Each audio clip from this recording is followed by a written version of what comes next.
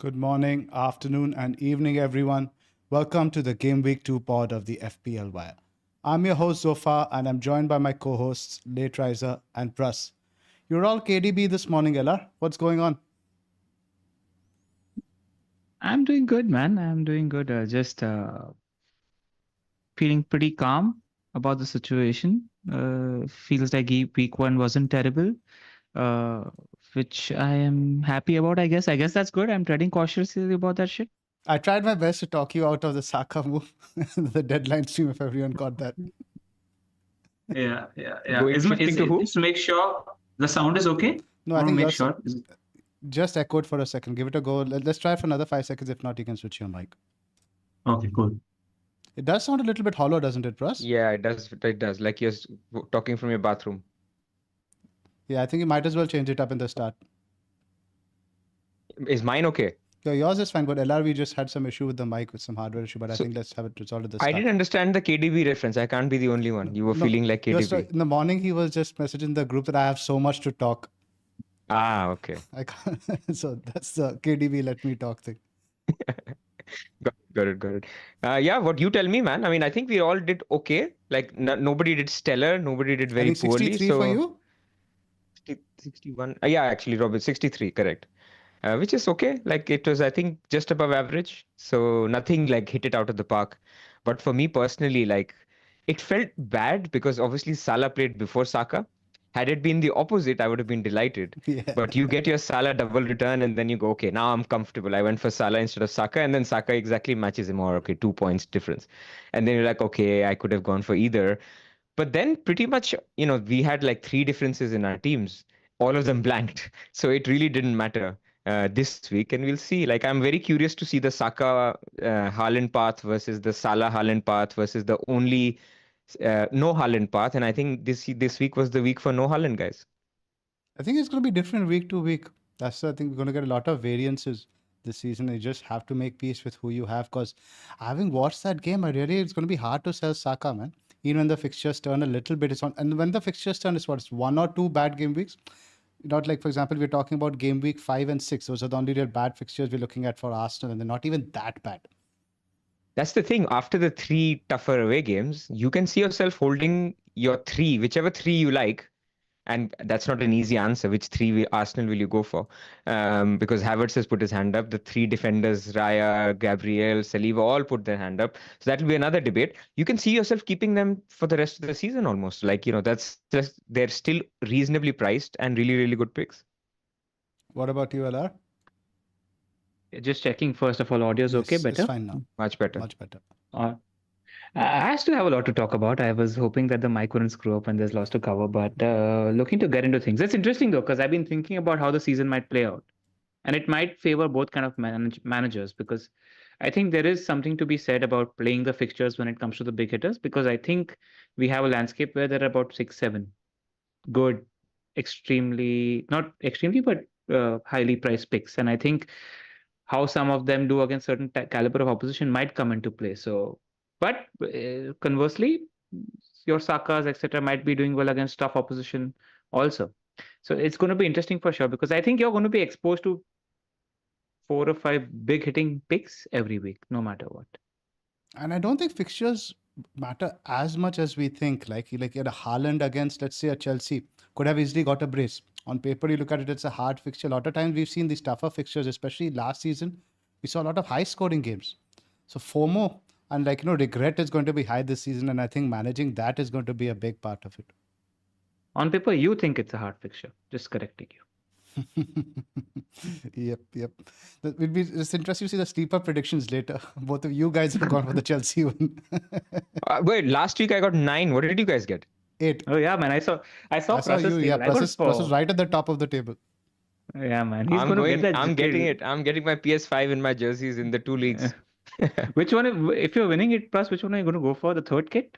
Third kit, Man United third kit, easily. Yeah, easy win there. All right, man. Let's get into the swing of things. I think we have a lot to cover. Before that, let's do our sponsor plugs.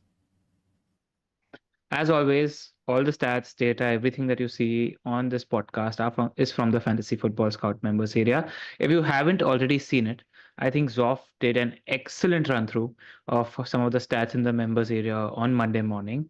Check that out. We've kept that open for the first 3 weeks, and we might keep it open for one episode a month, maybe, so you know what you're getting. But you're getting access to the kind of data Zoph is getting, and it was just so smooth to just have a cup of coffee on a Monday morning, sit with Zoph for 20 minutes, and just like go through the stats. It was great. It was so I'm good, gonna give, man. So good. yeah, I'm Like Cheers. gonna I, get you. I I didn't go to the members area like on Monday because I was like, Zoff has Yeah. done everything.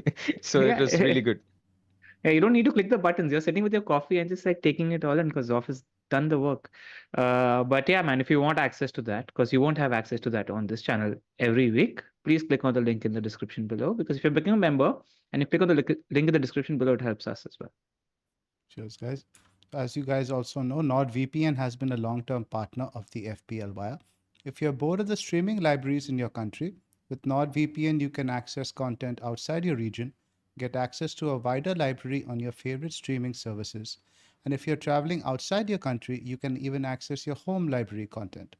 Every purchase of the 2-year NordVPN plan using the link nordvpn.com/the FPL Wire will receive an additional 4 bonus months on top. Show recommendations, guys. Anyone's got anything?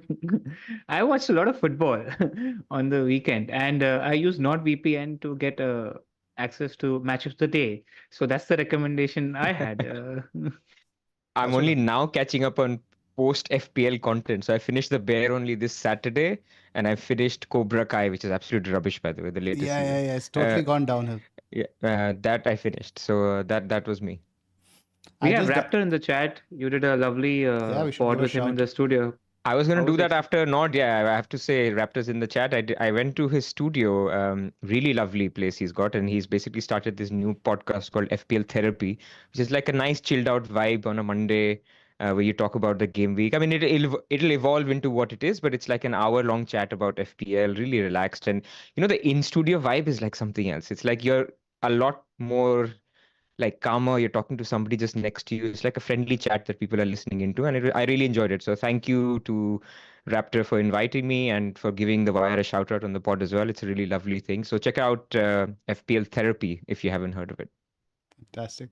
I also wanted to give a PC game recommendation. I downloaded the new game called, I think it's called Wutong, something like that. It's about basically a God of War with a monkey in it. Quite cool so far. I've been waiting to play it. I'll jump on that right after the pod. Yeah, Wukong, that's what it's called. It also, now getting back to Nord also has an efficient anti-malware and anti-spyware protection tool. It highlights any attack and deletes it before it makes a mess of your computer. Grab your exclusive NordVPN deal by going to nordvpn.com/the FPL Wire. It's completely risk-free with Nord's 30-day money-back guarantee. Sign up using the link in the description below. Right. Let's get into the weekend's results, guys. A lot of observations and takeaways. How do you want to go this? Do you Let's want to go go fixture by game by fixture. game? Yeah. Can I make one macro point on just game week one? Yeah. Just basically, I see a lot of people panicking on like this week on your timeline. If you look at it, you look at a lot of no Haaland teams and you go, oh my God, these guys cracked it. Like this was the time. Like, why should I spend 15 million on Haaland? I think this week, game week one, was the week where no Haaland teams were expected to do well because Arsenal had a great clean sheet fixture. Liverpool had a great fixture. Your Man City themselves had a good clean sheet fixture. I mean, reasonable clean sheet fixture. All of those came through, and so all the cheapos that people had instead to afford a Haaland, the people who didn't have Haaland were able to get that bigger defense, a better pick in midfield, and so that really worked this week. That doesn't mean it will really work in future weeks, especially game week two, when Arsenal's fixture is not as nice. Man City plays home to Ipswich. So I just want people to be calmer that they haven't made a mistake if they've gone for Haaland. It's just 1 week. Things can absolutely turn next week. And well done to those if you did go without Haaland. Yeah, I think that's one thing that we might cover on the pod also in terms of what are the conclusions to draw. If there are any, like what is okay, let's monitor this might be something, and what's just reacting way too early on something that we've seen. So I think that's something that we will cover when we're doing the observations for each team as well. And just another, while we were talking macro, something that Baker covered in his thread that he did today in terms of the bonus points. Just largely thought it might be worth mentioning at the top where despite us seeing more cleans, the amount of bonus points afforded to defenders out of those cleans wasn't as high as last year. So that's something to take note of. And forwards were the biggest winners in Game Week 1 in terms of most of them got bonus points. So every goal, he said in his tweet, is worth 2.5 points extra from a forward.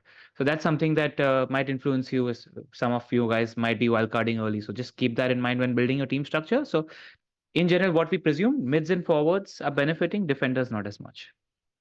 Yeah, because example, I think if Leicester had scored the second goal yesterday, Porro wouldn't have gotten any bonus, from what I understand. Yep. He was Exactly. actually out of the were- bonus. He went from 3 Yeah. to 0, then he got one back, which wouldn't have happened last season. Last season, one goal, almost 2-3 bonus done. Absolutely right. Right. Let's get started with the upset of the weekend, Man United Fulham. What did you Yes, make I of the mean. game as a neutral party in that game? Like your thoughts on United? Any perception adjustments that happened? Looked better than last season, honestly, in terms of you guys had a lot more control.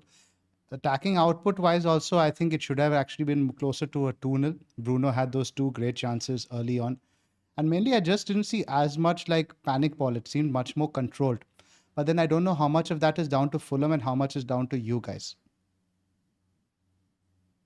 That's where I I am. mean, my biggest takeaway was that feeling that I've been having about Bruno for the last 15 days. Like if that role continues in a game that he starts with Xerxes, then his perception in terms of almost a must-have on wildcard or someone to seriously consider goes higher. So one to monitor, because here he played with Mount, and there's something to be said about Mount being really good at pressing. So he was a good partner for Bruno. While it might look like he didn't do much on the ball, off the ball he was leading that press. So I want to see what happens when Bruno plays with Xerxes. I'm presuming it's going to be the same role. If that's the case, then Bruno is going to punch above his weight when it comes to price. It's the feeling that I had in the last 2 weeks, and it's something we saw Game Week 1. Yeah, I Yes. mean, I'm a little bit more. I'm the more skeptical Man United fan on the pod. Look, I just think it's early doors, and I do think first half Bruno was different from second half Bruno. Like when Xerxes did come on, and when the game was still 0-0, then you saw a little change in his role. I wouldn't say it was less attacking, but Bruno is Bruno, so I think he's still a good pick. But I just think at next three fixtures not the best. So I think we have the ability to wait and watch. Absolutely. Wildcard. Just someone to monitor very heavily on the wildcard. That's all. Yeah. I don't think he's necessarily a buy now. I definitely don't think he's a sell now at Yeah. the moment. If you own him, play him. You've been terribly unlucky. And secondly, I just think from a transfers point of view, like the noises today came through that it looks like Ugarte might just cross the That's line big. by the time the transfer deadline comes through. If that's the case, then Ugarte / Casemiro, I think Casemiro splitting his games or even playing fewer games is much better for Casemiro. And Maguire / Dillet and Martinez instead of Evans and Casemiro as a centre backs, and Van Bissaka to Mazraoui is just a huge upgrade generally in our defensive structure. So the Hopefully. team that used to concede 20 shots a week, like people need to get around that and change their perception to a fair extent. Like I think we will concede goals. I don't think we'll be the best defense, but I don't think we'll be a bottom 10 defense anymore. Agreed. I Yeah. think Bruno doesn't need to do the dirty work anymore, so that will help. No matter who Yeah. it is, whether it's a good Casemiro or it's an Ugarte. I think Menu Ugarte and all the defenders you're talking about, I think that's a good upgrade. So generally positive feelings. I think Mazraoui was good on the right. I think one thing, LR, you would have also noticed that he was actually coming in central a little bit more, which basically meant Ahmad didn't. You expect him to be more involved. He was a little bit wide. Only one game sample caveat. So I don't know if Garnacho comes in and plays on the right hand side, whether that He comes in. chemistry works or not. Garnacho comes in. So then Like against basically Brighton. Mazraoui will need to go further wide, which he wasn't doing in this game. Yeah, he's a lot more central. He's a lot more midfieldy Yeah, in his inverting as well. And one to watch Garnacho though. Again for the wild card, I think that's also going to be a decision. Immediately got himself involved and in the chances as well. So I don't think Ahmad is going to stick around as the first choice option. It's going to be Garnacho and then Ahmad coming on to change the game if necessary. fair. Yeah. Anything else If on you're Man thinking United? that Mazraoui is going to be an attacking wing back, I don't think that's going to be the case. So He'll be good on bonus. That's what he's shown in the first game. Yeah. Fulham, Robinson was quite attacking. So that very attacking, very apart from happy that, of I don't think every. ESR was very involved, but I think it's very early days. What was interesting was that Andreas, I was thinking, was getting more penalty box touches than Smith Rowe, but again, might be most because of the game we are seeing. Leicester might be completely different again, but very little you can get from Fulham. Defensively, they looked quite shoddy. I thought, especially Bassi. Bassi is a complete liability. They need to find a defender, otherwise that's a defense to target. They definitely need to find a defender. Berg looks like it's done, so it's probably going to be two of Andreas or Lukic and Berg that's going to be playing in the pivot. Does that, like, since Silva might have the possibility to play Berg and Lukic, sometimes he might play Andreas in the front for ESR minutes. Are you worried about that at all? I think it's covered, right? Yeah, no, everyone knows ASR is not going to play 38 games this season. Yeah. Like, okay, for his sake, I hope he does, but he doesn't have a track record to do that. So I think they need to have cover. And at the moment, it might just be, yeah, get the bodies in, and then you figure it out. I think for the short term, ESR is perfectly fine. In fact, I Yeah. was happy he was taken off 63rd minute, nice and rested, so that he's ready for the easier games.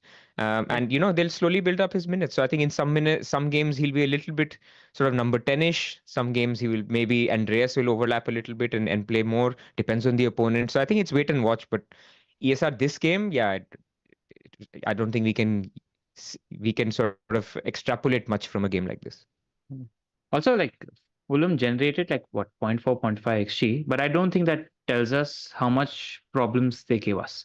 I thought Fulham were much better value for than what their underlying data said. For example, that 2-on-1 chance where Maguire just about intercepted that final ball from Andreas to Iwobi is not going to get tracked on XG. If Iwobi is through, that's a 0.7, 0.8 XG chance itself. So Fulham did cause us problems. And from an attacking standpoint, I'd be optimistic if I was an ESR and Muni's owner.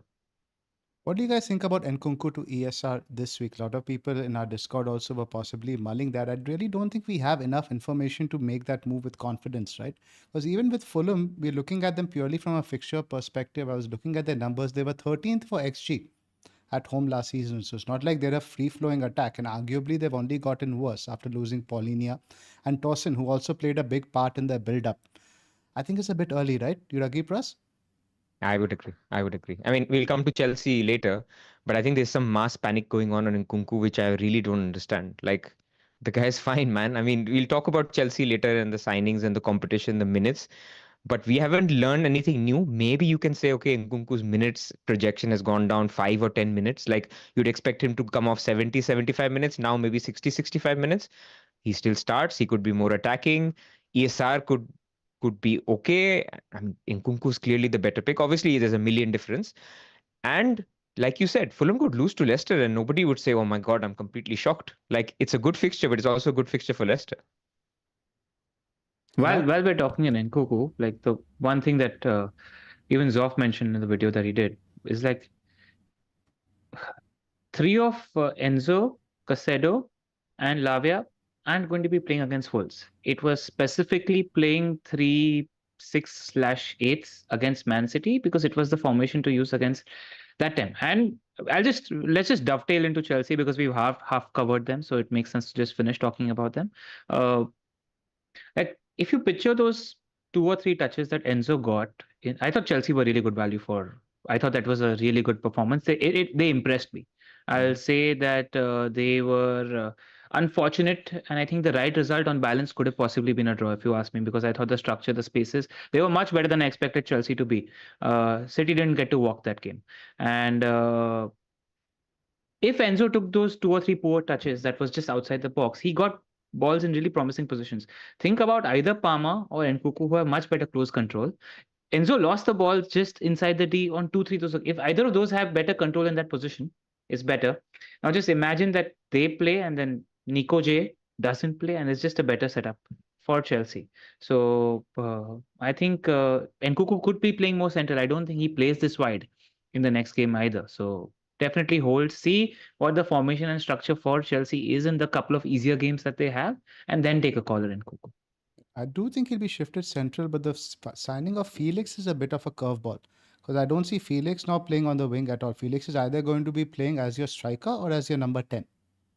And these are the positions I like Nkunku in. So obviously, by the end of the transfer window, if we don't sign another centre forward, then we could see Felix number 9 over there with Nkunku behind him. But it's definitely one to wait and watch, I think.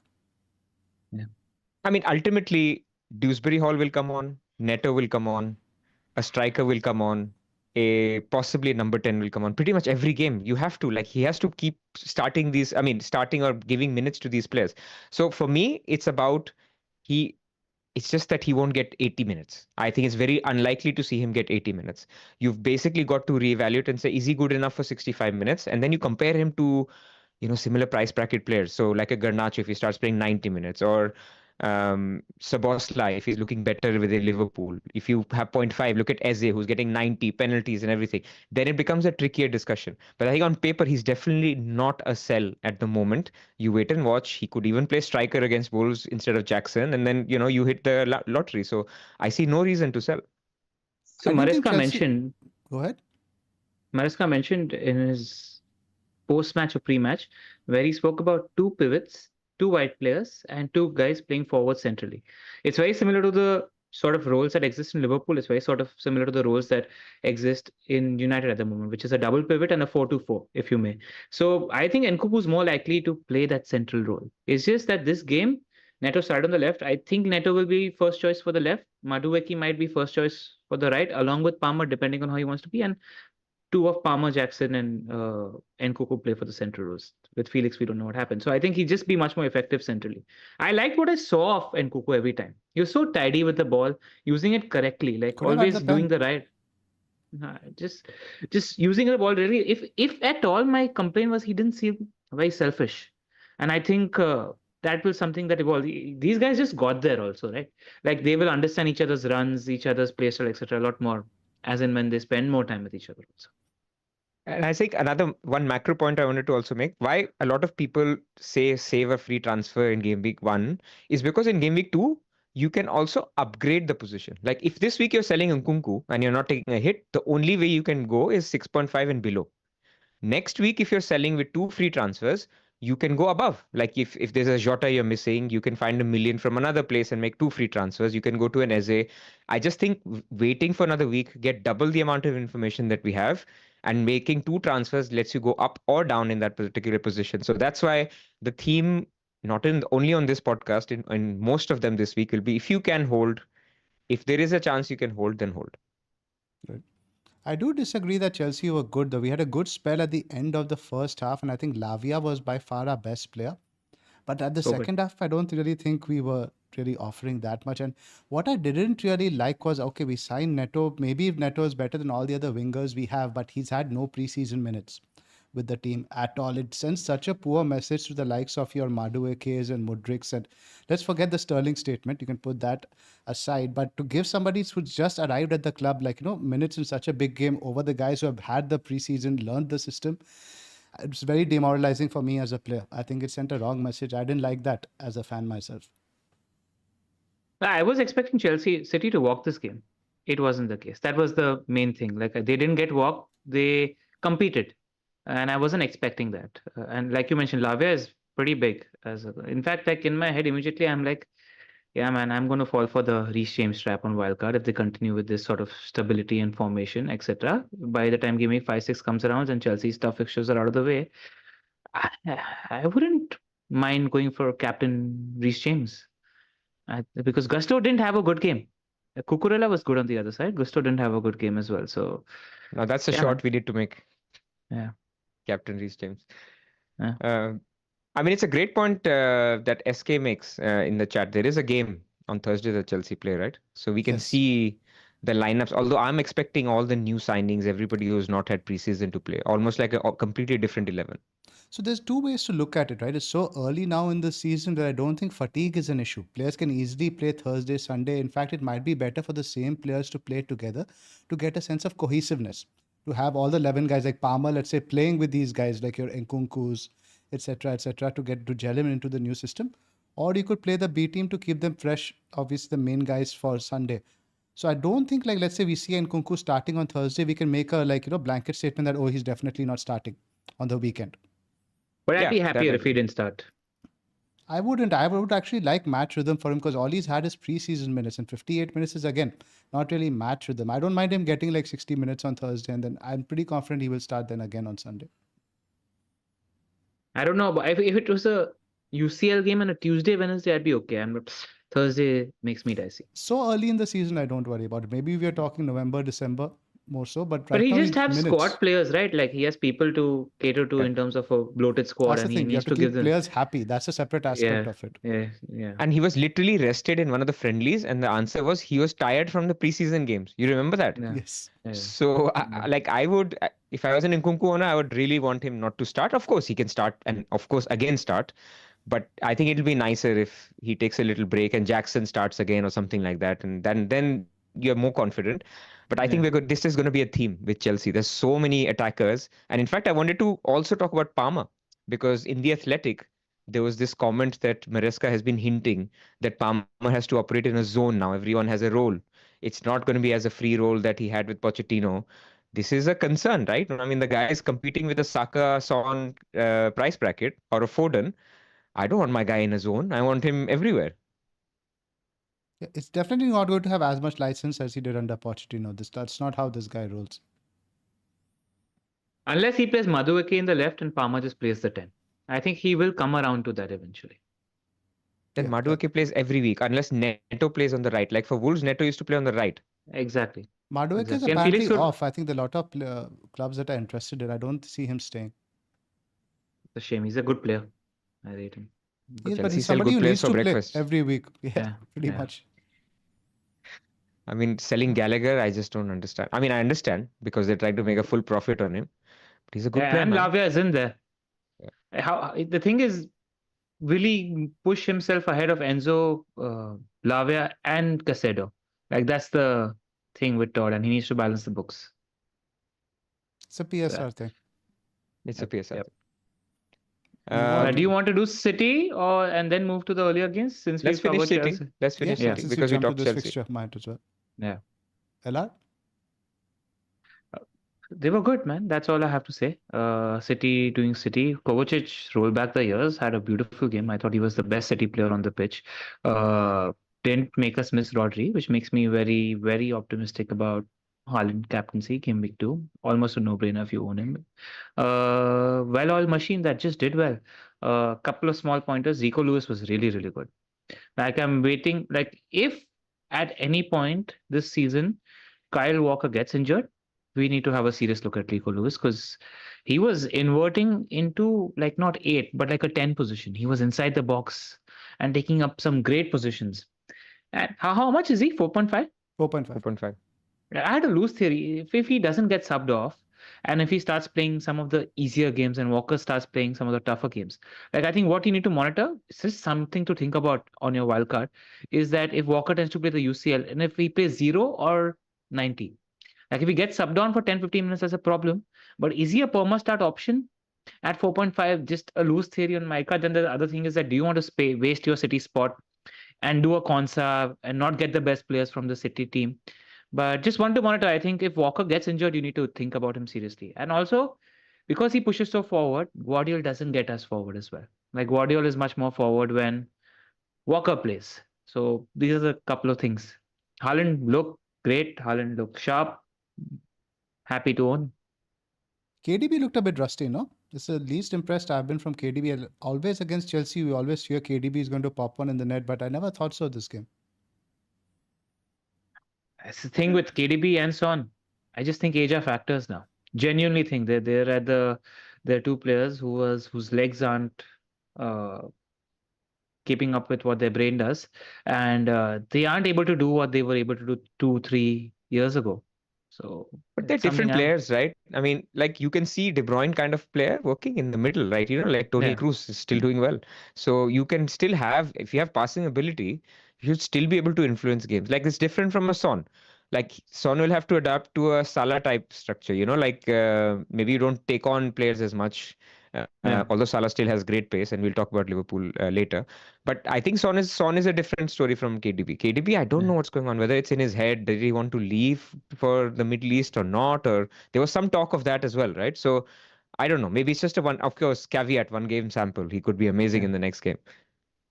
But I just think he's not going to be as uh, important from an FPL point of view because that space is crowded with better options at the moment. If you're talking about 9 and above midfielders or even 8.5 and above midfielders, there are a lot others that are punching above their weight in that bracket with penalties, minutes, etc. Let's talk about one of Agreed. them. Limited minutes for Foden. Is he a buy now for game week 2? Do you guys see him starting? Pras? I think he starts. I mean, they've got problems in their wings now, right? Because Bob is out. This Savinho guy is out, or he has some issue. Grealish didn't even play a minute. So you're looking at Bob and Foden as the two actual fit guys, unless Bernardo Silva is again shifted out to the right, even though the messages early season were that Bernardo Silva will play more centrally this season. So I do think Foden will start. Do you think he's a buy LR?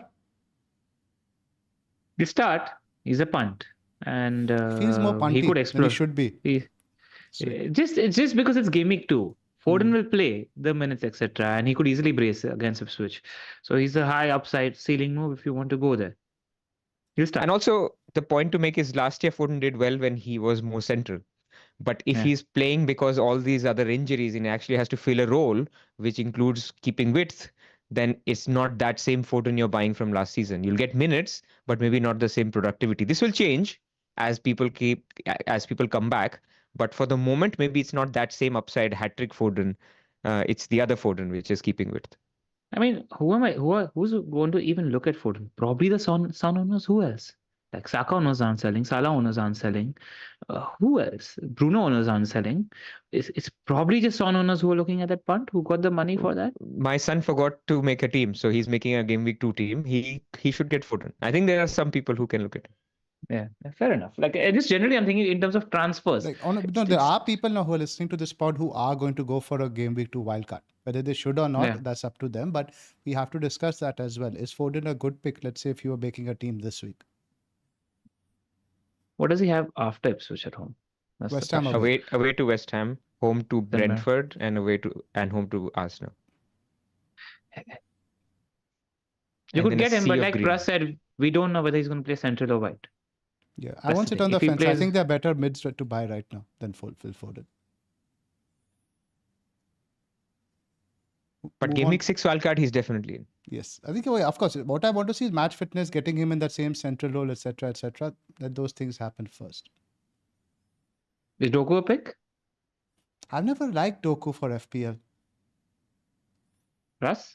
I think you can go for it. Like if I'm being a little bit more punty because it's pre-wildcard, right? Things can go wrong and just play a wildcard. So I think as you get injuries, especially if the Savinho injury is a little bit longer, there's a setback or something, why not? He's going to start. And when he starts, he does well. Like, by the way, a shout out to an excellent video that Luke Disable shared on his Twitter. And it's basically talking about the new way that Pep is going to be working this season. And so that new way involves, this Rico Lewis type defender who is basically coming and making this box shape in the midfield and the isolated wingers. He's got two fast wingers, which is basically Doku and Savinho, which will be isolated. And when they get the ball, they have to dribble and basically beat the man. So it's the new way. So Doku could be important for that way of playing. I just want It's to a wait to punt. find out. Yeah, just want to wait to find out because Grealish will start game week 2 and it won't surprise me. Like that's the course. thing with Doku. So But given the expect him injuries, like- both can start, right? Both I can mean, given the- Grealish. yeah. So that's the thing. Haaland must hate Doku so much. That's the Yeah. way he just never passes, never makes the right call. Yeah. But he beats two people, right? And nobody can defend against Doku one-on-one. That's the thing. He's literally probably best in the world in taking that man on. Like he beats everybody. Nobody's gotten the better of him. So that's something that Pep values. But obviously his decision making can improve. But Pep's then looking for a smaller cutback or something of that sort from him. Move on to I'm the next not there. fixture. Yeah, Like if I'm you're not going either. for a 3-week wildcard window, looking to wildcard in game week 4, then the punt on the Ipswich game makes sense. Otherwise, I'll hold off. There's a very important topic on Haaland to be discussed, which is also super chat. And it's not Triple just captain? faff, like, but it's not just content creators bringing up triple captain for no reason. Because people who follow us know that we don't like single game week triple captain. The only reason to bring it up, and this is something I brought about, also I discussed with Ross yesterday. So the thing is, this year you only have 2 double game weeks. And so you want 1 double game week for your bench boost, 1 double game week for maybe your triple captain or free hit, or this mystery chip. So there is a possibility to say that I'm going to free hit in one or play a mystery chip in one, play my bench boost in the other. We all may end up triple captaining on a single game week this season. So then the logic is that who is the best player in the game and what is the best fixture for that best player in the game? It's Ipswich at home.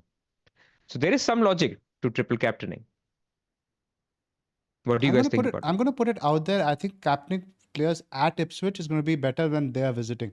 From what I looked at their numbers in the championship, they were much leakier at home because they tried to go for it, whereas away they set up much more in a bus formation. So we're talking about this fixture primarily due to the strength of Man City, but in general, I think Ipswich are more of a team to target on their home patch.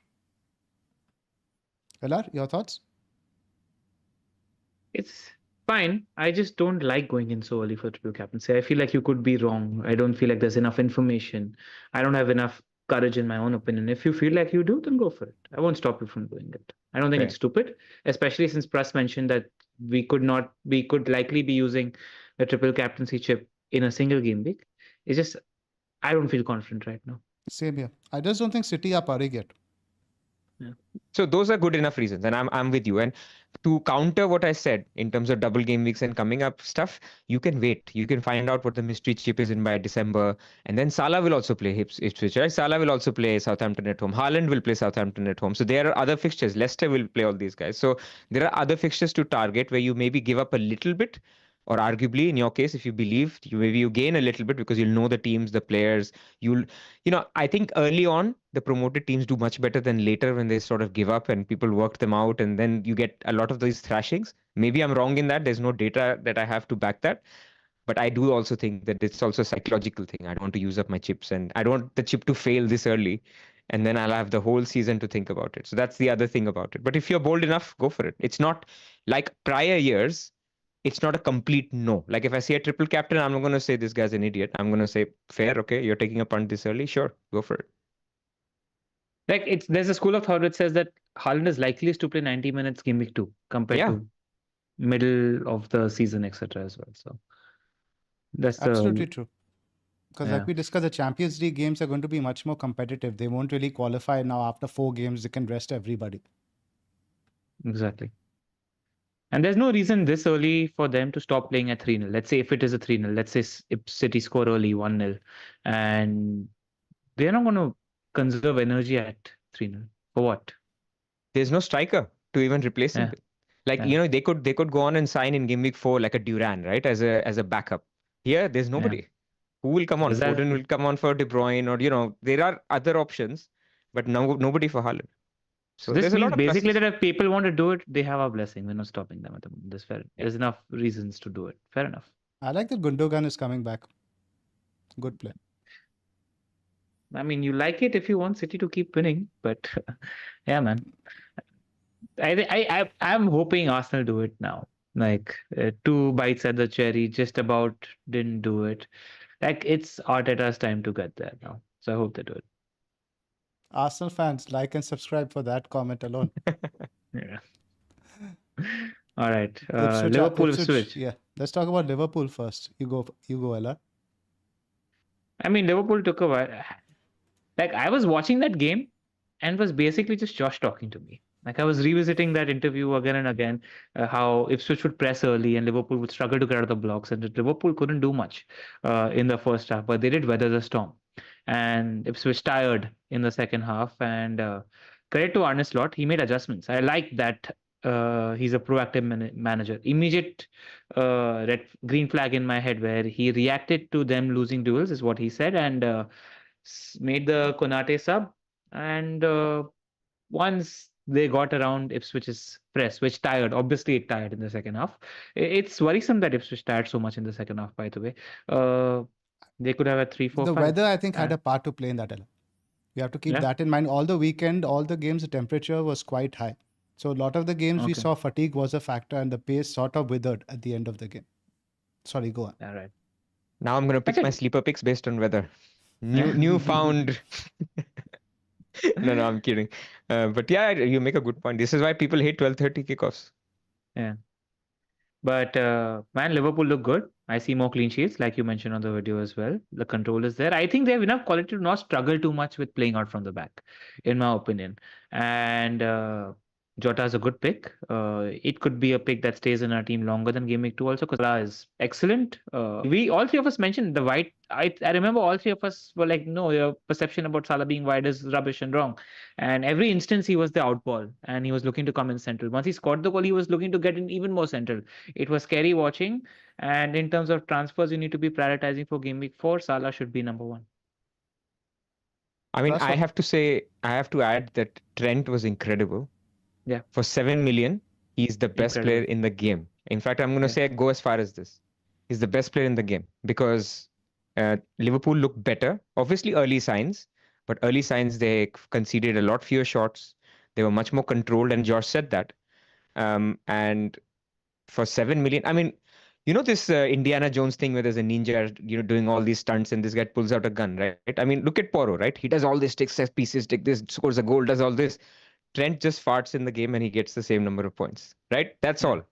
So I just think he's going to be great on bonus. He had a couple of shots. He had that chance for Jota that was missed. He had an assist. An incredible pick in this Liverpool team, especially for the first 5 weeks. If you don't have Trent, that would be my bigger priority than if you don't have Salah. He's a 15-pointer any week, no matter the opposition. Like he's on for 15 points any week. Like he could have had a goal and assist, like you mentioned in that game. Just a great pick.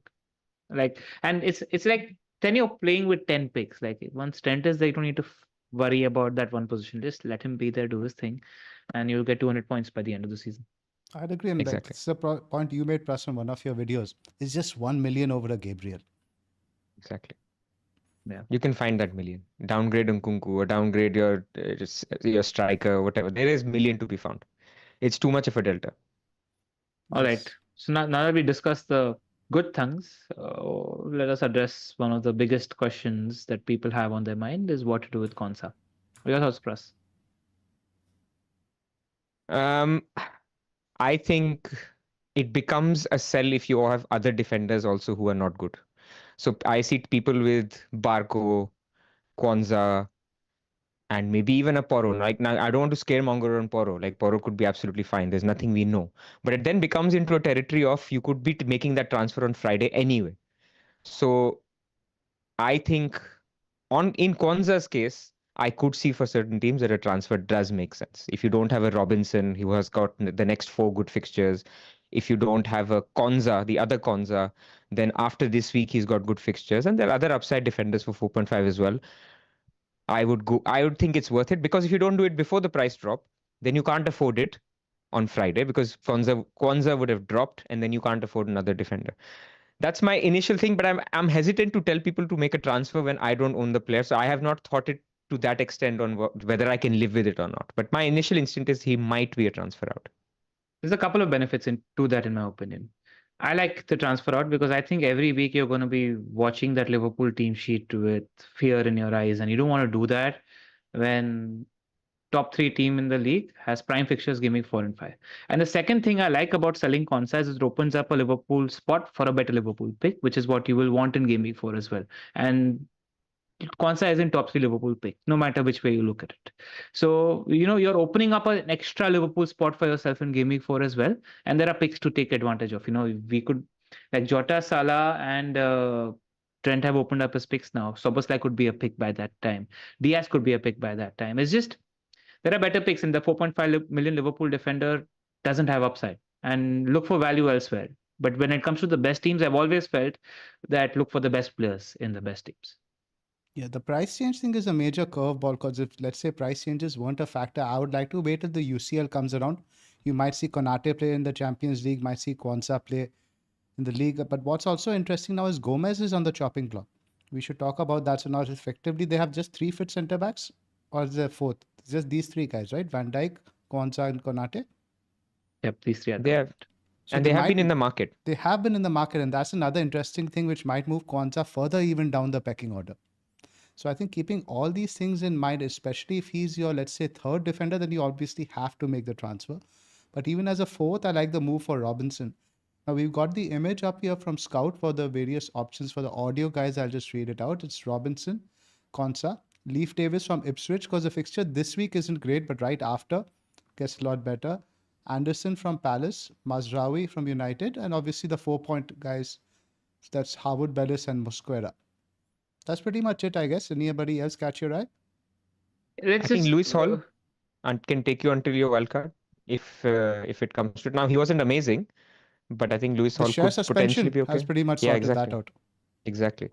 And if you can, let's just throw in 0.5 million more if somebody has that in the bank. So let's just do 5 million if that's an option as well for people to go. So who's your Munoz. best option? Like I think Robinson is the best 4.5, especially if Yes. you're looking at the next 5, 6 weeks. I think it's a little bit of Definitely. just too obvious and in your face, attacking, decently defensive. I think you go there.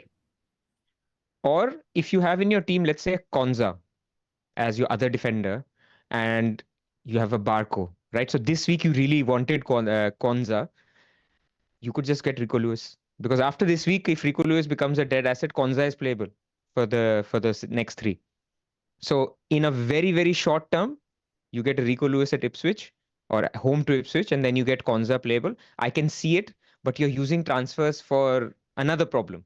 So I don't love it, but I'm just giving options that people have because it's so team dependent. Who are your other defenders? Plus, I'll tell you the eye surgery thing has made a huge impact on you. And you've definitely gotten a lot sexier this year with your suggestions and picks, and I love it. I'm here for it. I like that suggestion. I like that idea. Why not get creative? So Matt Bugsby makes a good point, Pras, on the Hall pick. Isn't the Newcastle defense as a whole a lot worse without Share? Of course, but then you're comparing him to Fulham defense, or we're talking reasonably okay defenses in the first place with good fixtures. I think that's where we are. I mean, if we had a Liverpool, City, or an Arsenal pick at 4 and 5, that would be top. But now we're talking second, third tier defenses anyway. So I think And Newcastle Newcastle. defense is a lot better than last year because look who's starting in the midfield. Joe Linton is there. Bruno They Guimaraes conceded is 2 XG. there. Obviously, red card ruined that. Red But card I ruined didn't that. see those signs in this game. Maybe that changes when they have 11 men. I think Pope also makes a massive difference. Pope makes some crazy saves. as But well. then So let's do top two defense is replacements. I think it's Robinson and probably then Konsa for me if you're staying in the same bracket. I'm not that keen on Hall still. I think the best fixture is out of the way now. LR? I say Robinson. If you can go up to Munoz, go to Munoz. If not, I like the suggestion that Pras made. But if you Colville. don't have no, the Rico. Rico suggestion. I like that. Chase the 15-pointer in the Ipswich game and see where you go. Because the goal's there in him. So I don't mind it if you have like a 4 or 5 week wildcard window. And if you have somebody who's playable this year, I don't mind the Leaf Davis shout also. Like I liked what I saw. I think he had the most number of final third touches amongst any defenders. Correct. So for game week 1 as well. So I don't mind chasing. No, any player at Ipswich. Yeah. Highest number of touches. Okay. So I'm not a big fan of Konsa because I feel like there are attacking defenders there. So like I feel like And Villa didn't look that tight defensively. They never do. Yeah. I always feel that if you time their offside trap right, you can always get big chances against them. Villa didn't look as good as last year. I'll say that. That was my first impression. Like, are they going to finish top 4? Are they that? Like they'll take a while to get going. I'm a little worried about them. With Europe. So sorry, I was actually also talking about Colville. Like he looks like the nailed centre back. Probably. I know Chelsea people are not hot on Chelsea. He's 4.5. By the way, I also read today Chilwell is out of the door. Yes, like he is because he can't really. This guy doesn't like conventional fullbacks. He wants fullbacks always the midfield, etc. Cucurella will play on the left. Colville is your left-sided defender. So 4.5, good fixtures now. They're not best defensive fixtures. If you want to be different, that's not a bad shot. But I like Robinson and Konza as my two as well. Just to we're trying to be comprehensive with recommending everyone. I did realize that Colville is only 4.5. All their centre backs are 4.5. Right. Move on to the next fixture. Anything else to cover here? No, we can move on to the next fixture. Arsenal, Wolves. Arsenal. Sorry. Before you go to that, Salah. We need to have a discussion on people without Salah. What are you guys thinking? before You need wildcard. to prioritize. Like everything in your team needs to work around how to get Salah in Game Week 4. That needs to be priority transfer. At the So expense what? of Saka or at the expense of Haaland? Because accordingly, you need to make plans, right? That's what I was trying to get. So I'm happy to wait and watch. I don't That's pretty much it. have. I haven't made any Yeah. plans yet until I see game Yeah. week 2 because planning to roll anyway. So this is more of a game week Yeah. 3 problem in my eyes. Exactly, but like but what could change is, let's say if you're hot on your heels and wanting to sell Nkuku, or if you're wanting to sell Konsa, like think about spending 0.5 more on a Munoz when you can go for a Robinson, or think about spending a million more because you will need that money for Salah if you don't have. So like just make sure you're leaving funds open. Like even if people are impatient with Nkuku, for example, and wanting to sell him, I like going down to a 5.5 million rather than going to, let's say, Garnacho, for example, because Salah's priority transfer in my head. It makes sense. Game week Actually, the 3. So like, transfer I have in mind is Nkunku to Salah, Haaland to Watkins in game week 3. If the trend goes the way it's now, because that's a self-contained move.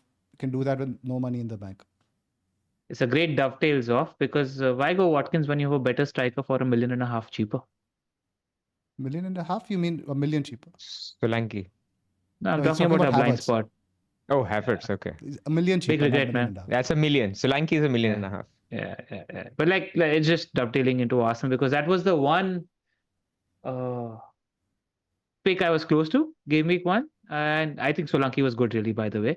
But we need to genuinely, on wildcard game week 6, think hard and hard about Kai Havertz because I think he's their first choice striker. Like I was reading somebody on our Discord also, Achu shared that tweet where Rio was talking to Declan Rice. And they were talking about Rio selling Declan, how they need a striker, etc. Rice just said he's our guy. He's a striker. We don't need anybody else. Like he's that damn good. He's genuinely in one of his best runs of form now for almost 6 months, 7 months. Pretty much since he's moved from Germany. So since he's moved from Germany, like he's just good. Like we're talking about a team that's very used to playing with each other, that's played some of the best football in the country for the last 2 years, that's offering their joint XG Hogger at 8 million as a striker. In a world in which strikers get more bonus points as well, he just feels like a sure thing.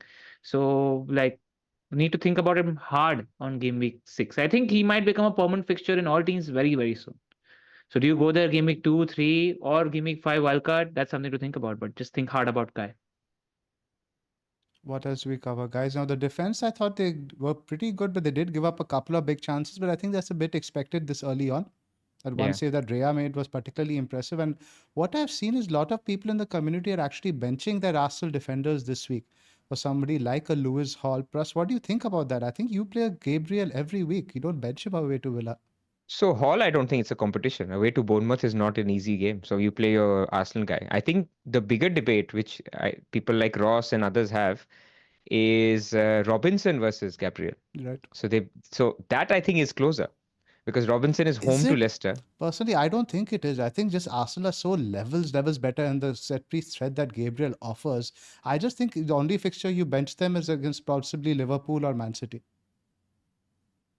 I still think home to Leicester, Robinson is playable over Gabriel. Like, of course, it can hurt you, but you have to think about it another way, where Gabriel is the lowest in baseline bonus compared to Saliba and Raya, right? So if there's a clean sheet, it's 6 points. You're saying Gabriel will score 3 headers this season. So there's 3 on 40% chance. So basically, 10% chance or less than 10, 8% chance that he gets something as a header. Robinson so clean sheet odds, if they're the same, if Robinson has better bonus potential, we saw that against Man United. He was on 2 bonus when there was a clean sheet. And I would say similar goal threat and a little bit higher assist threat. I can see a reason why you would say I could play Robinson over Gabriel. I was looking to do that. If you remember my Game Week 4 wildcard, I was looking to play Robinson over Gabriel. So I can only be honest to myself. I think Robinson is playable over Gabriel, but not really a haul. Definitely not a haul. LR, where are you on this? I think I can agree with what Pras said. It's close, but I'd play Robinson. Home game. I understand. I'm just firmly that you have to back the Arsenal defense. They were the best defense in Europe last season, and Fulham, I'm not happy with them defensively enough yet. It's a close call. Like that's all. I get it. I completely understand. I agree with the sentiment that if I was planning my team with an Arsenal defender, then I'm with you. I am happy to play them every week, even City, because those games are now tight nil-nils these days. So I don't care about, like, I think if you're throwing a Gabriel in there, you throw him in there as a perma play, and that's about it. Pretty much. Yeah, it's such uncomfortable viewing also, right? Because Arsenal's game is also, uh, they plan to get so many corners also. Like when they're playing wide and they're passing around, they're very happy to shoot that ball into the defender who's front and let the ball go out of play because they're so strong on corners as well. It's just uncomfortable viewing if you don't own one of them. I think another point they made on Monday Night Football yesterday, I think, was about concentration. Why Arsenal give up these like big chances in the home games against these middling opposition like Wolves is because they're not as focused. When you're away to Villa, when you know that this is the guys who took 6 points off us last season, they're concentrating a lot more than they are in these easier games at home. Also think Merino will be an upgrade on Party when he does get in there as well. Anything else here? Saka, great. Looked a lot more inside. He wasn't as wide. Let's not say he wasn't as wide. He was much more central than he was last season at any point. Like every time the ball was on the left, this is something our Discord pointed out. He was coming inward. So every chance that was coming from the left, Saka was stationed back post. Every chance. And he just looks very sharp, man. What a good pick. How weird was that Mosquera butt grab? The choke thing was weird, but what was that about? That was the weirdest yellow card we'll see this season. Careful, we want to make this video not I know. flagged.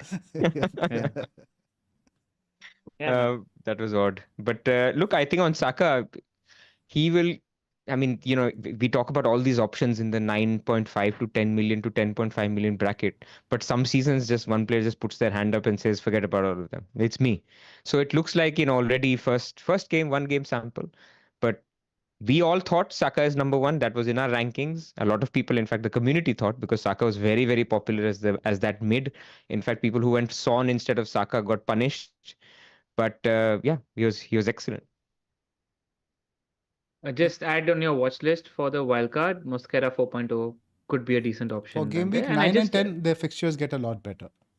Yeah. But like if you're throwing that 4.0 defender in on your wildcard, right? Like long-term purview. And I thought that 5.5 million striker was decent too. I was quite Another impressed. player we actually didn't mention in the Ipswich section is 4.0. I think Greaves has the potential to be the best guy at that price. He's a massive threat on the set pieces. He's just like that Tarkowski. Everything is directed towards him. Yeah, I was impressed looking at him. Shout out to Ivan. He's been telling us that also for a while, that he's a huge threat on set pieces. And he looked quality. I was impressed with Greaves. What did Ivan say about Johnson?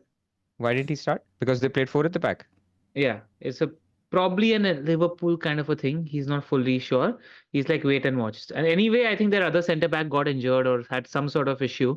So Johnson could come into play anyway. So definitely be patient with Johnson. In fact, James from Planet FPL made an interesting point also about Greaves against Haaland might be an interesting matchup, because the only kind of defender that Haaland quote unquote struggles against are these big guys who don't give him much space. Your Dawsons, Rudigers, who stick right up to him. So that'd be an interesting matchup as well. Pardon? I just said your Cucurella's as well. Oh yeah, that was a fun moment. Cucurella was withering on the floor, right? That was a fun. I like Haaland's personality. He's very chilled out about it. He does seem for fun. Yeah. And did you see that bit about Haaland commented about how he remembered the Sanchez save in particular? He said he took 2 extra touches because in the same fixture last season, Sanchez made a particular save. So he had that in mind from that last year. That means even every keeper he's analyzing to that detail. He takes like 5 touches a game, so he must he can actually go back and check every touch for the whole season. Yeah. Cool. Good question from Shashank. Son to Saka in game week 2? Definitely no. For all the praise we're giving Saka, it's 1 game week.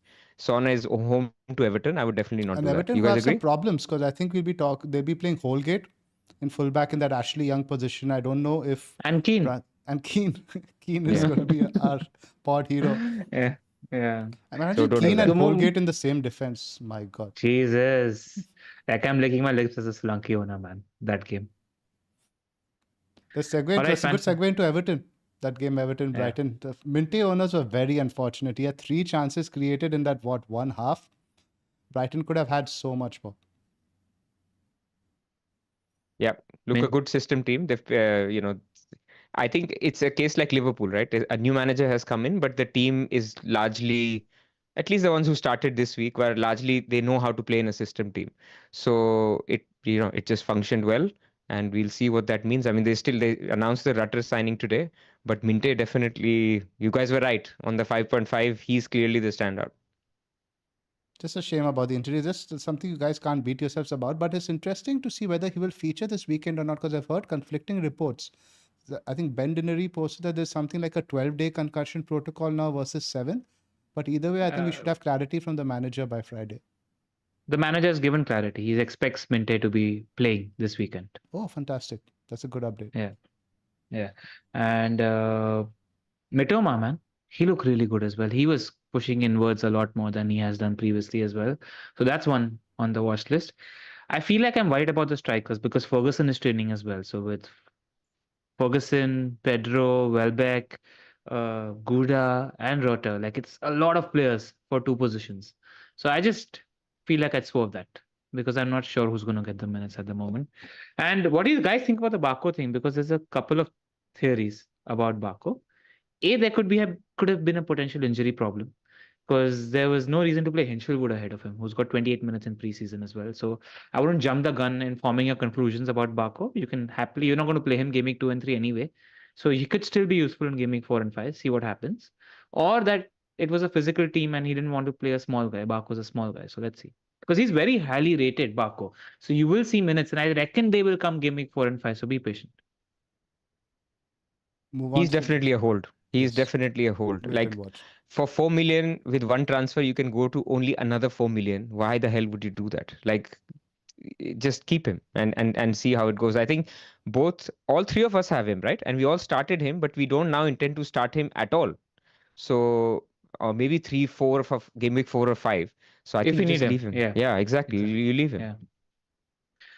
All right, good time to do subscribe midway through the games. So I can subscribe club. Zoph, why don't you tell the people what to do?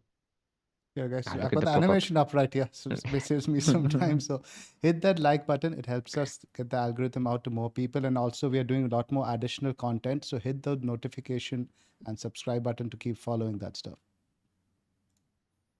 Yes. Newcastle Southampton. I mean, I saw the game fully, and Southampton did impress me in the beginning, like before the red card of the game as well, where they were very good with possession, etc. Newcastle were a little rusty off the blocks. But after that, this game is not a data point in terms of we can't draw any conclusions from it. We don't know, because Liverpool did nothing in the first half as well, but they came around to playing against Ipswich in the second half as well. So still a good team, Newcastle. But Brandon Diaz is definitely added to my watch list as a 5.5 million because he's the only 5.5 million midfielder that's just an out-and-out striker. And he had really good underlying data last season for probably one of the worst teams in the league, Sheffield United. So add that to your watch list. That's all. Absolute shithouse, though. I mean, he knows what he's doing. He knows what he's doing. Yeah. He's playing with the rules. I think Shah should have seen better of that. That's all. That's my comment on that matter. But we talk about when people dive. It used to happen 20 years ago, and people used to say, "Smart guy, smart guy. He knew what he was doing, and he got the pen." Then it became into this taboo thing, right? What a cheater! Like he's trying to put his leg out and trying to dive. That's just Ashley Young. Yeah. So I think even in this, like if you're trying to get somebody sent off, I think over time people will go into, come on, man. I mean, that's not, you're cheating essentially. So, but yeah, at right now, the mentality is he was smart, street smart, got the guy sent off. But I think the overall philosophy is think of the Liverpool game and imagine if on the 30th minute Van Dijk gets sent off. And then we are trying to analyze it. Similar Newcastle. Like, yes, Southampton started well. Ipswich also started well. So the red card completely ruined it. So I don't think there's anything to discuss on Gordon, Isak. Like I saw in the chat, somebody's asking about Murphy. Should I sell Murphy? No, like Murphy would have played more minutes than Gordon if they had 11v11. Like I genuinely think so, because Gordon would have come up for Barnes, but he was just unlucky. And you've lucked out with the Hall pick also, because he's much more likelier to play now. That Shah is going to miss 2 weeks, not 3, by the way, because one of the games is a Carabao Cup game. So that is another piece of information. Are you sure? But monitor Southampton. I'm pretty sure the red cards are competition specific now. No. I read in the scout notes. Okay. So I'm Yeah, sure that's a Neil that's as a well. Then we reliable are sure. source. Yep. Yeah. Yeah. So that's the piece of information. And secondly is monitor Southampton, man. They impressed me. Genuinely fairly impressive performance in the first 30 for 35 minutes as well. I thought KWP was really good generally.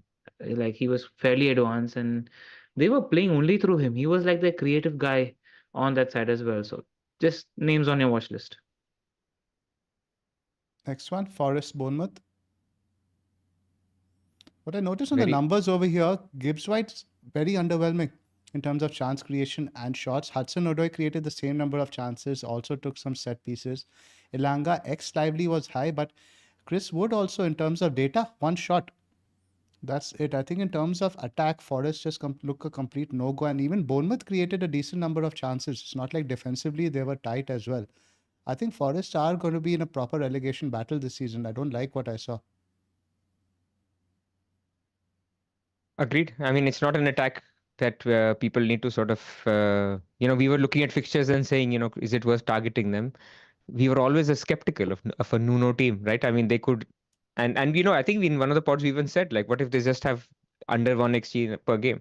So I don't think anybody is now going there. If you have them, you hold them because the next two fixtures are good enough. I think the couple of concerns are Chris Wood, our knee is back. And he was back, but he's going to take more and more of his minutes. They're in the market very strongly for Nketiah.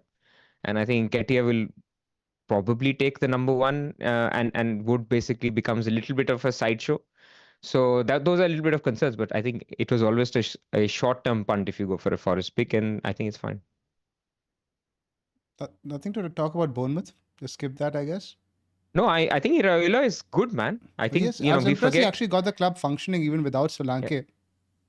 So I am very keen on watching Bournemouth while the fixtures aren't amazing, and then seeing if there's bargains to be had. Like this new striker they've signed is 6 million. Could be great value if he's taking pens as well. So I think Iraola is one of those managers that could have a De Zerbi-like season if Bournemouth do well, despite losing Solanke. Like I'm quite high on Bournemouth from that perspective. So let's see. Their other starting centre back was missing too, right? One of Zabane or Senesi wasn't there. Senesi didn't play as well, and they threw in like a 20-year-old Spanish kid, if I'm not mistaken, So in the this starting through the lineup. new signing. He's Yeah. apparently a very good player. He even took penalties for his previous club. I remember one of our chat guys had said that previously. Yeah. So I think there might be, like Pras mentioned, value emerging from that team. Chris would have an interesting stat. He's got 12 goals in 17 starts under Nuno, and those 12 goals have come from like 34 shots. So like it's an incredible, unsustainable sort of conversion rate. This is what But Chris I'd Wood be does. interested in hearing how many of those are from big chances because they create very good quality chances forward. It's very few Forward. numbers. Yeah, he's become like a tap-in merchant now. Pretty much. Literally that. Yeah. So There's a joke in there with Wood being successful 1 in 2 times, but we won't go there. We've already flagged this video. All right, cool. West Ham Villa is an interesting game to talk about. What did you guys make of the game?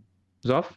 I was impressed with Rogers. I've been very skeptical on him in preseason, but he might have finally won me over.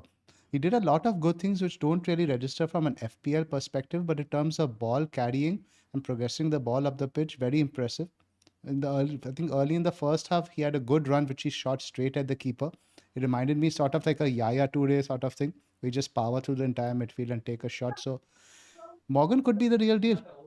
I want a couple more game weeks to see that, but very impressed with him otherwise. But Watkins obviously took some time to get on. He really didn't look like he was that sharp. Defensively, Villa looked quite shoddy. I think West Ham and Villa are both going to be more attacking sides than defensive sides this season, despite what we've seen under Lopetegui in the past. What do you Just think? just caution on Rogers. So I just want to add that as well. I own him, so it's almost like Per Peculari type. But I just think that yes, he got 90 minutes and he looked good, but also Ramsey got good time, and McGinn played well. So the problem with him is going to be when will you rely on him? Like because there will be a point where you'll have Jacob Ramsey playing on the left, and in this game because McGinn couldn't play full 90 minutes, he moved as in the number 10. But in other games where McGinn is up to speed, he will be the one who comes off.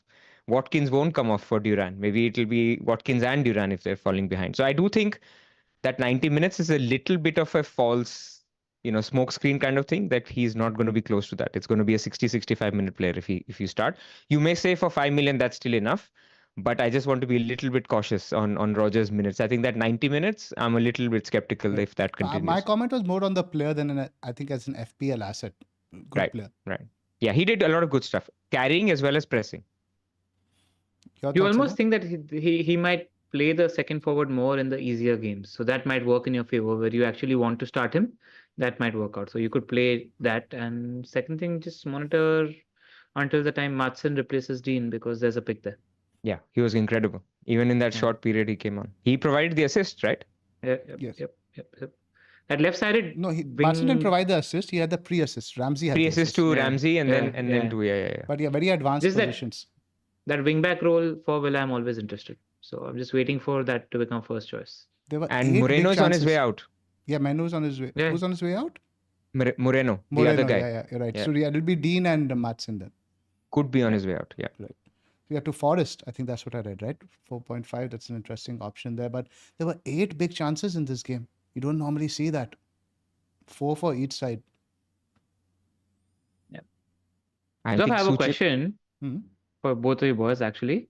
I think Gameweek 3 or 4, we might have to pick and choose between Watkins and Salah in terms of who to prioritize.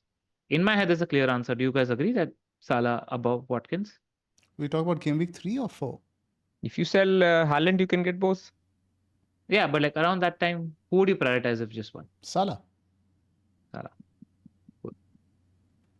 I just wanted to highlight. I think Pras, you had mentioned Suchek. He was top for XGI this game week, 1.22. So that was the thing on West Ham, where watching the game, it was disappointing that we were expecting Lopetegui to play like this whole sexy Spanish way, and he ends up in the David Moyes way, where basically Kudus gets the ball, does some dribbles, crosses the ball, and somebody's trying to head it in. Now, whether that's just because he doesn't want to change too much too fast, or because he signed another great header of the ball like Fulkrug and wants to use the strength of the team which already exists, we don't know. But it felt like a Moyes team. It didn't feel like a new manager Lopetegui team. A couple of super chats from Pulakesh Das and Christian Udas. You guys will just respond to them after we cover these games. All right, cool. So Brentford Palace, man, big talking game because like it got substantiated that 2 of the best midfield picks in the game were playing in this game. Like quite genuinely 2 of the best midfield picks in the game. Eze was outstanding. I think Zoph, you and I as a non-Eze and a non-Bruno owner absolutely got away with it.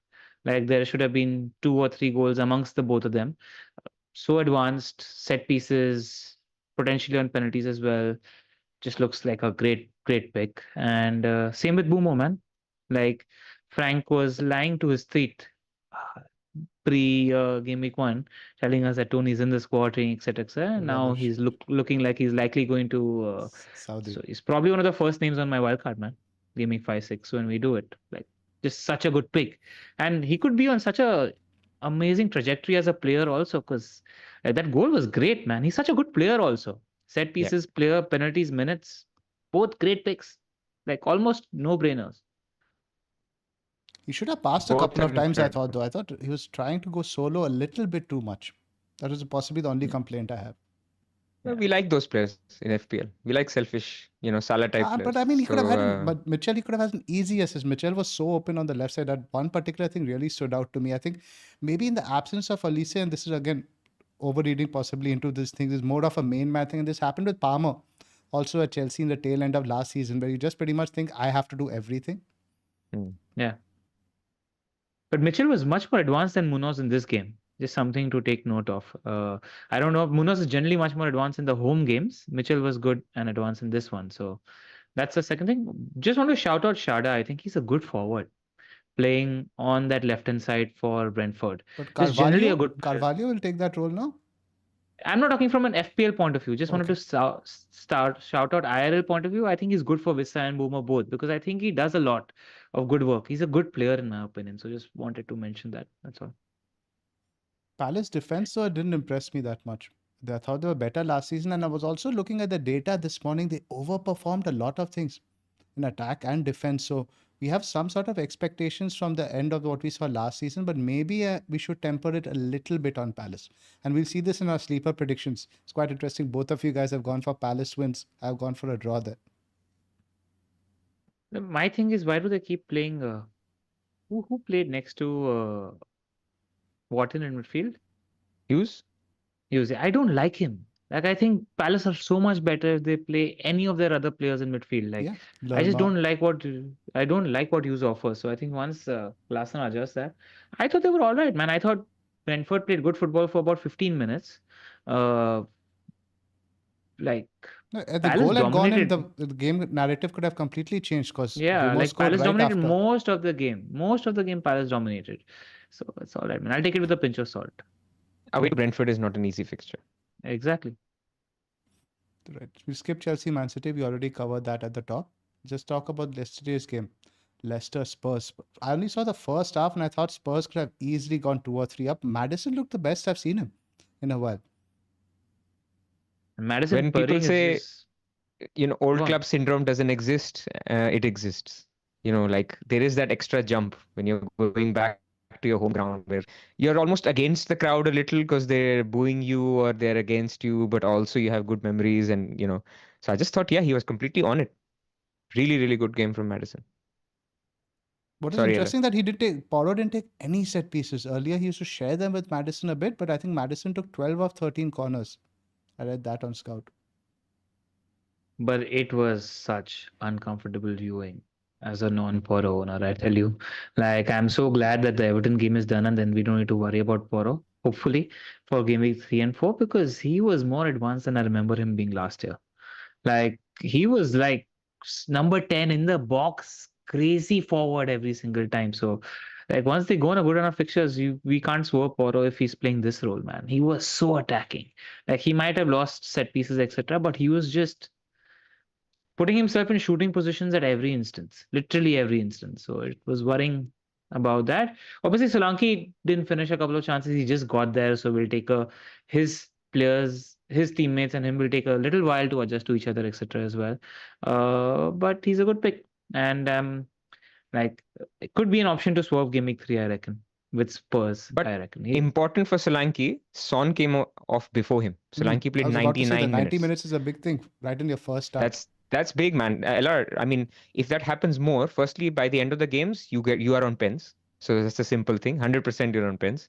And the second thing is you're seen as the guy, the glue guy of the team. Like you stay and you almost become more important than a Son. Now it could be a game week one thing because his fitness isn't as well as up to it as Solanke. But who is the talisman in the team? Son had a full preseason, man. So then the question is basically the hint here is who's the talisman? It needs to be Solanke. Also, larger question, like Son, man, red flag. Like I wasn't impressed by at all in that performance. Remember how we spoke about he tired at the end of last season and he just didn't have a good second half of the season. He didn't have a good first game either. Like, like how long will this last when it comes to Jungmin Son? Because like it wasn't an impressive performance. He wasn't able to take his man on. He wasn't able to do much. He wasn't able to get a shot off. He was because normally he's able to beat a man and take a shot off. Like it wasn't there. He might have to change his role. So Son, man, This is I'm worried. Like, look at Porro's touch map. It's ridiculous. I just had to look at this properly. I've never seen it. Literally living right next to the box over there. bro, I this had touch mat doesn't tell you what actually happened. You take that yellow line 6, 8, 10 yards more inside, and that's where he was hanging when the ball wasn't at his feet. Like he was waiting for the chance inside the box every single time. Like that's the thing with Poro. Look very attacking, man. It was uncomfortable viewing. It was my Is only he regret, injured? I think, pretty much from like the game week Yeah. one team. Because that's the move I was debating, Nkunku to ESR and Robinson to Porro. Yeah. I mean, you can't do that now. No, It's not now, obviously, but that was pretty much the only decision I had going into okay, Friday. okay, before. But yeah, and Yeah. I just went Nkunku purely as a sanity pick. I don't want to go to game week one not wanting a Chelsea player to score. But I wasn't feeling that. But Pras, did you see the second half yesterday? I watched, in fact, what happened was I started the game. And when I saw the first 5 minutes, I'm like, I have no Spurs players here. Let me just go put my kids to bed and not switch off for half an hour. Yeah. So I didn't watch the first 35 minutes or something. And then second half I watched and I was like, wow, Leicester are playing really well. Yeah, So what second half happened to Spurs? The moment Leicester scored, what happened to Spurs, man? they just completely lost it. The crowd was on top, and suddenly were passing the ball. Like in the first half, whatever I watched, and early second half, basically Leicester had no out ball. They kept getting the ball and then giving it back to Spurs, so the pressure never stopped. But at some point, they settled down, and they didn't. They were relentless. And like shout out to Jamie Vardy, he He should was have scored prime another goal. Warding. He Yeah, was prime prime Vardy. Warding. I love Like he it. was about to Love be it. subbed off, and then he got that second chance where he was one on one, not one on one, but he was basically bearing down on goal, and he took that shot towards Vicario. Like he could have scored, and I don't know if you saw post match, like they showed the various clips of him like chugging a Red Bull at halftime, and Yeah. then once he scored, he went to the Spurs fans and went to me.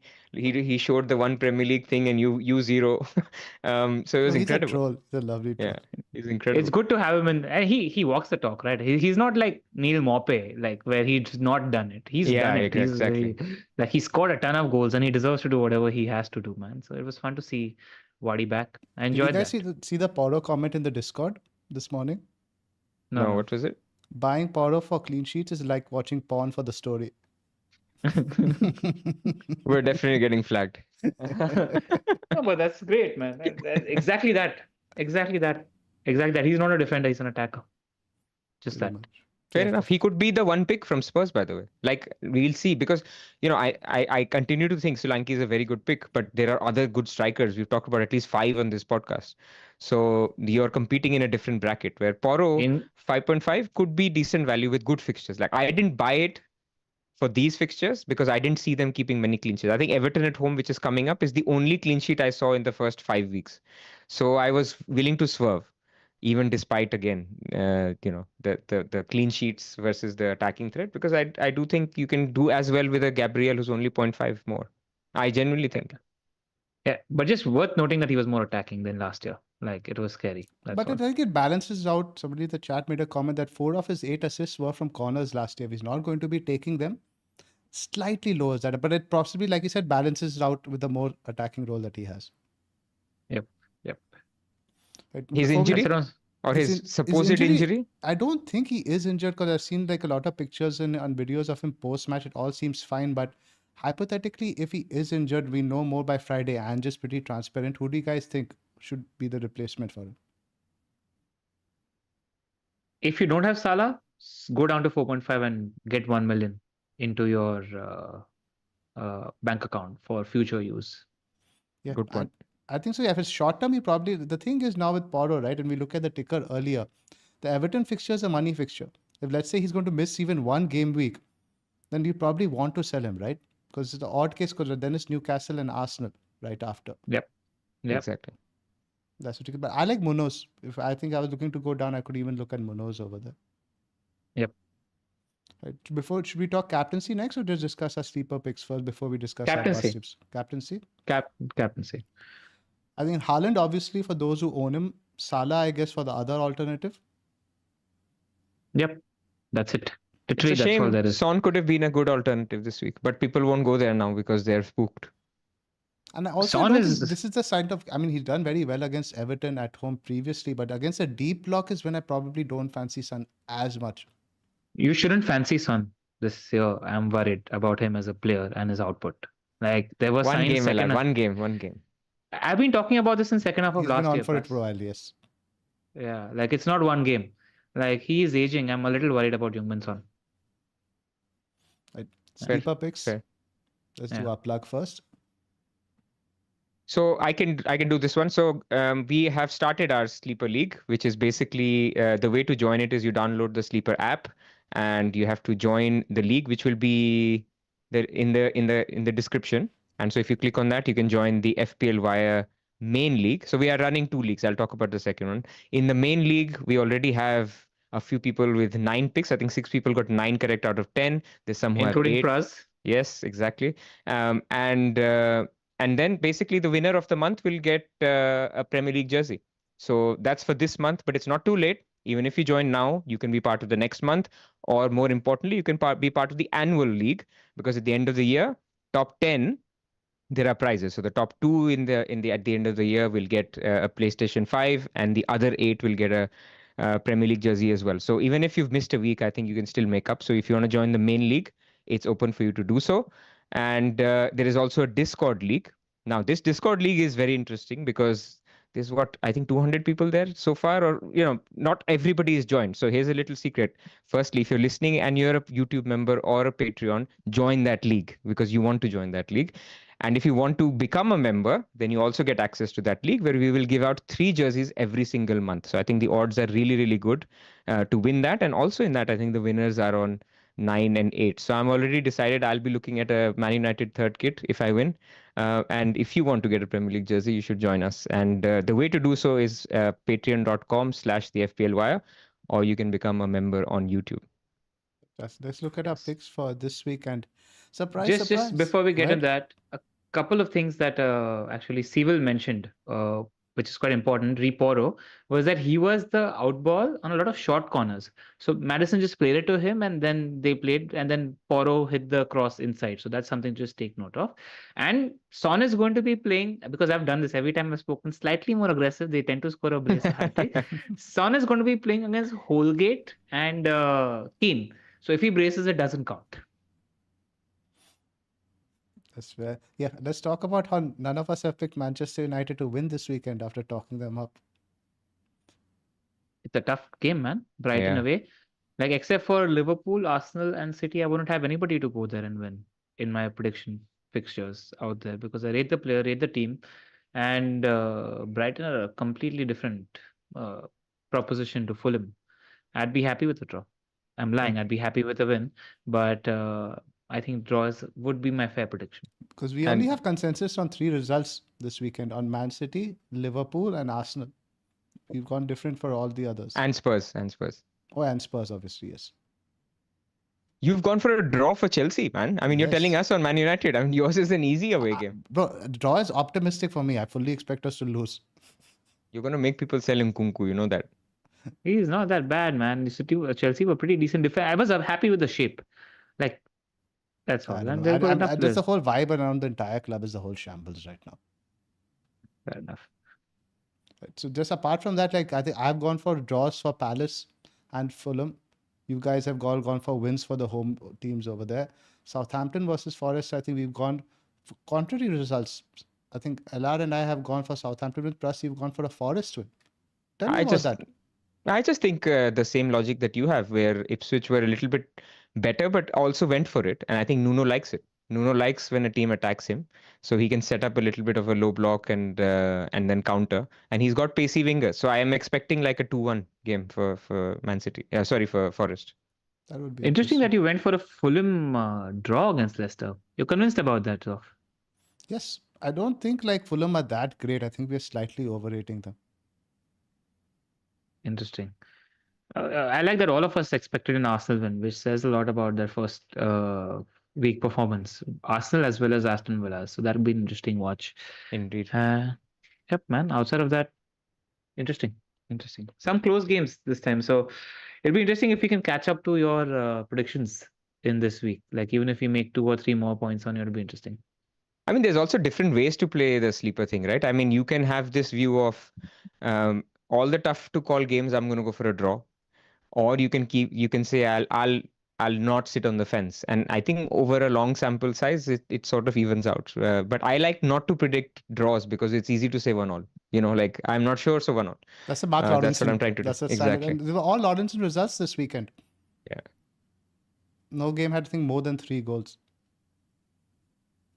Yep. I think that's it. That's the pod. Are we not doing teams? We had a we're doing couple our of teams, super. yeah. Hold up, we had a couple of super chats we need to answer.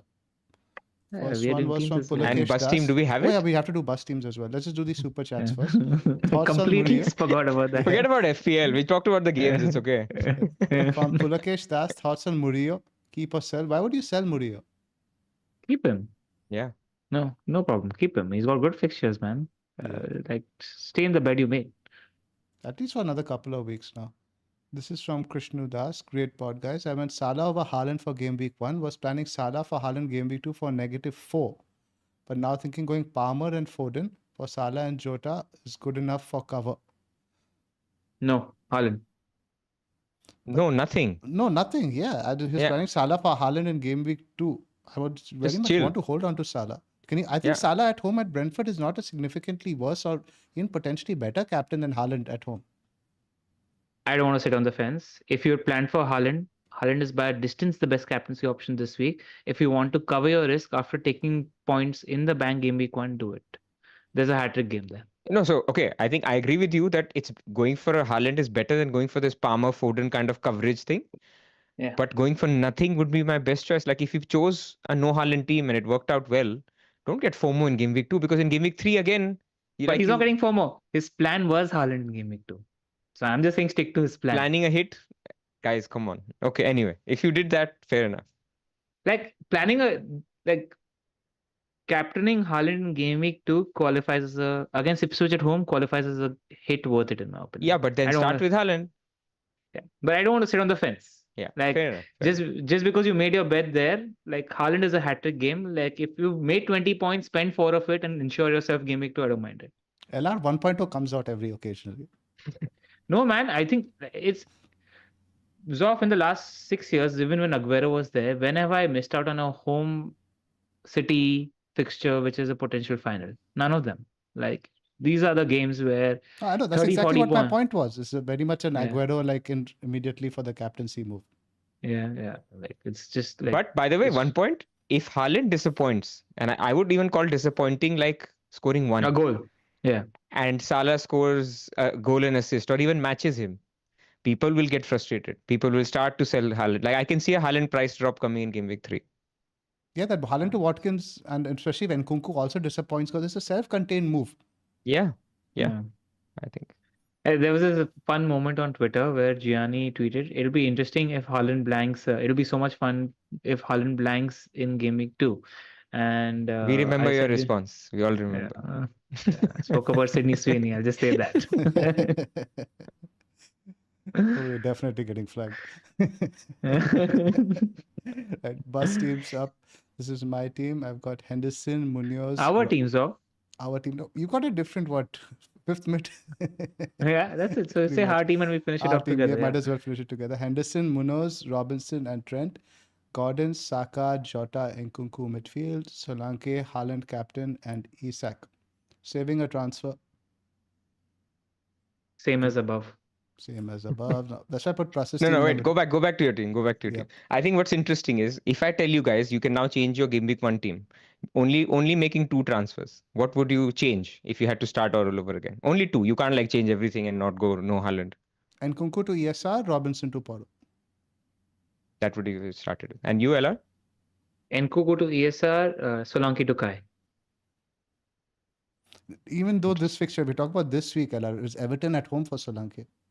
No, he's talking about game week 1 team. I'm saying you go back. I'm telling you to go back in time, 5 days, and I give you But 2 are you extra talking about transfers. the team to be active like now, or like you're talking about game week? No, this is I'm game just week saying 1. almost Okay. like what now that we know game week 1, would you have done anything different? Fair enough. I got your So point. Zoph's game week 1 regret is Poro, my game week regret is Kai. That's it. That's where I am. Good. So that's what I'm going to talk about in my team as well because I'm also rolling. So let me read out my team. So I've got Henderson in goal, Trent, Lewis Hall, and Robinson. And then in midfield, Gordon, Salah, Jota, Smith Rowe. And then João Pedro, Haaland captain, and Isak. So I'm benching my Villa guys. Last week I benched my Fulham guys. So that's the plan, that they rotate reasonably well. Then next week I'll be again, basically I'll be playing my Villa guys going forward. And then next week I'll be benching João Pedro because he plays Arsenal. That's the kind of rotation sort of I'm looking at. So my regret was getting Gordon, man. I mean, when we were doing Gordon, Jota, Eze, and he was number 3 for you. He was number 3 always. And then on Friday, this annoyingly betting spreads came out where they were saying, okay, now it's 55% chance that Eze leaves. So it's only 45% that he stays. And I was like, fine. So I had here Muniz and Eze instead of Gordon and João Pedro. And I would love to have those 2 this week. So that's my regret. Fair shot, man. Eze looked so good. The whole release clause thing, I'm surprised that more journalists didn't pick up on it earlier because we got to know it after it is expired. The amount of coverage that was in that move, I'm quite surprised that nobody really announced that a few days ago. No, but there is a double jeopardy to that, right? Because nowadays people and clubs don't have PSR capabilities to pay those clauses In one upfront. payment. Yeah. Yeah, like that's what we did with Xerxes. We paid 4 or 5 million more than his release clause because we wanted to stagger that payment and paid lesser upfront. So I don't think it changes that much. If a club is targeting SA, they'll get him. It's just City like to do their business quite quietly, and at the moment nobody's getting linked. And it's been mentioned a couple of times that it still is SA. So I don't think we Yeah. know yet, and I do think they'll buy. I don't know who, but they will buy.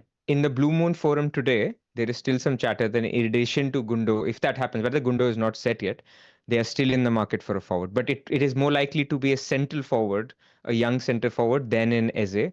But Eze is not completely out yet. Yep. Cool. All right, Let's man. wrap up.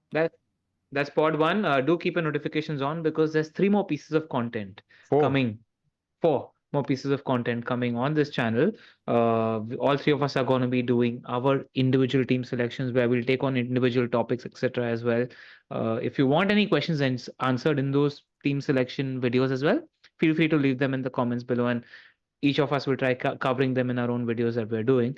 And Zoph, are we doing a deadline stream? Yeah, definitely. It was fun last time, wasn't it?